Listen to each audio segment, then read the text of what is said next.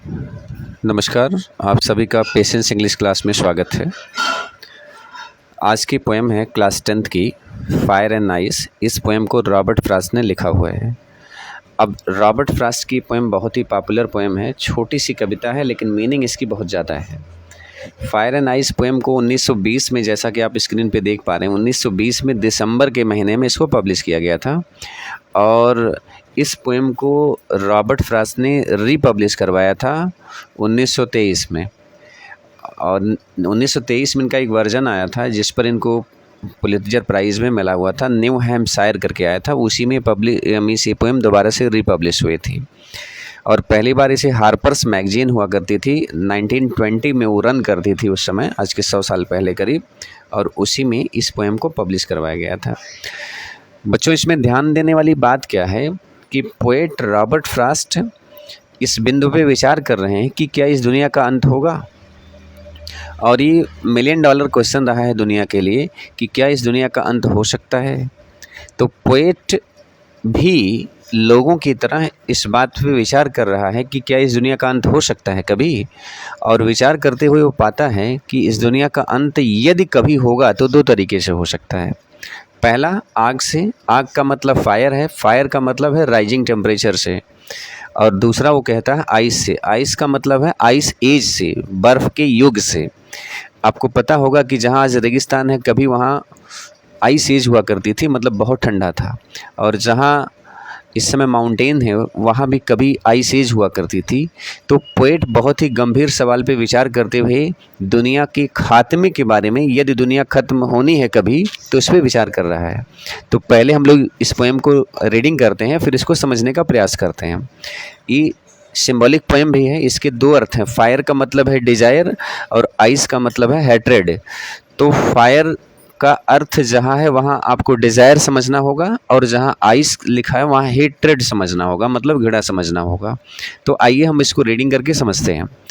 Some say the world will end in fire, some say in ice. ये line number 1 है और 2 है।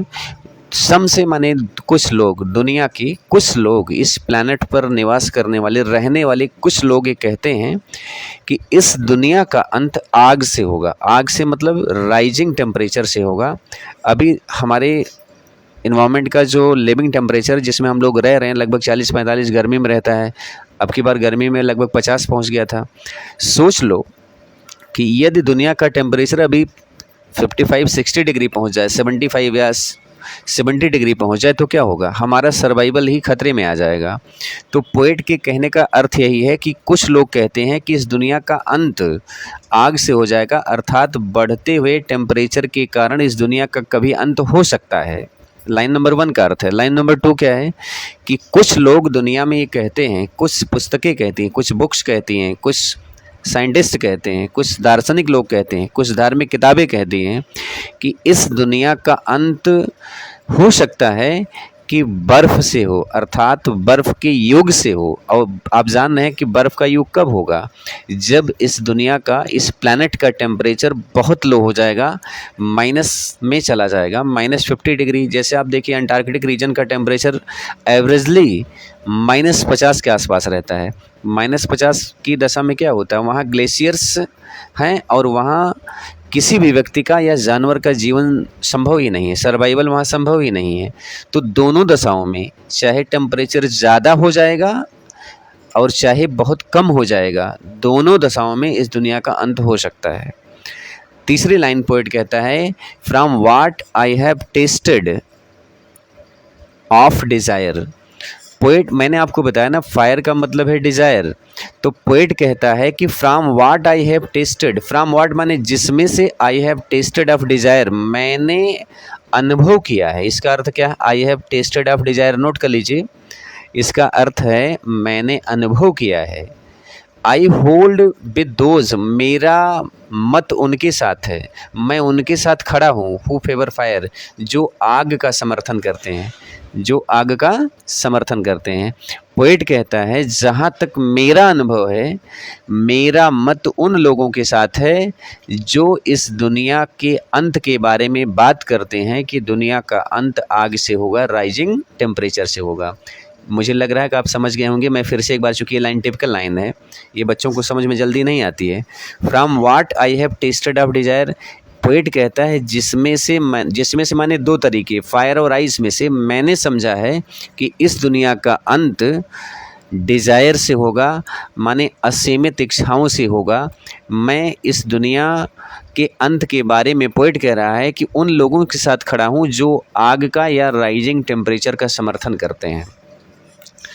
अब अगली लाइन देखिए, but if it had to perish twice, poet कहता है मान लो एक बार दुनिया ख़त्म हो गई, इसे फिर एक बार कभी ख़त्म होना हो तो I think I know enough of it, poet कहता है कि मैं जानता हूँ, मैं समझता हूँ, एनफ ऑफ इट मतलब घड़ा के अधिकता के बारे में। पोएट कहता है मैं घड़ा के अधिकता के बारे में समझता हूँ।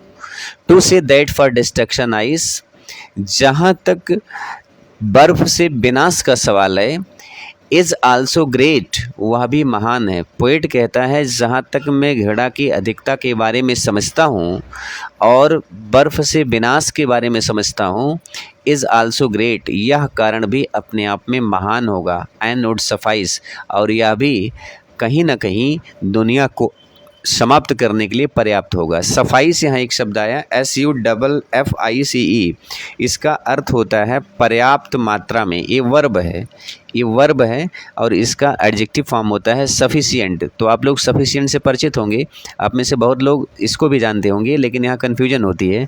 तो इसका अर्थ है पर्याप्त मात्रा में। वुड सफाइस माने बहुत ज़्यादा, कुछ हद तक जाके बर्फ़ भी दुनिया को समाप्त कर सकता है। तो इस पोएम को आप समझ लीजिए एक बार फिर से। फायर का मतलब है डिज़ायर और आइस का मतलब है हेट। पोएट कहता है दुनिया के कुछ लोग इस बात को कहते हैं कि इस दुनिया का अंत बढ़ते हुए टेम्परेचर की वजह से हो जाएगा, line number 1। Line number 2, poet कहता है कि इस दुनिया का अंत बर्फ़ से होगा, ऐसा भी कुछ लोग कहते हैं। तीसरी लाइन कहता है कि from what I have tested of desire, वो कहता है कि जहाँ तक मैंने अनुभव किया है उसमें असीमित इच्छाएं भी एक कारण हैं जो दुनिया की समाप्ति के लिए कहीं ना कहीं एक कारण बन सकती हैं। और लाइन नंबर 4 में कहता है कि मेरा समर्थन मतलब पोएट का समर्थन उन लोगों के साथ है जो आग का समर्थन करते हैं, राइजिंग टेम्परेचर का समर्थन करते हैं। अगली लाइन है, but if it had to perish twice, कहता है कि अगर दुनिया का दोबारा से खात्मा हो तो कहता है I think I know enough of it, वो कहता है मुझे पता है, मैं घड़ा के बारे में बहुत ज़्यादा जानता हूँ।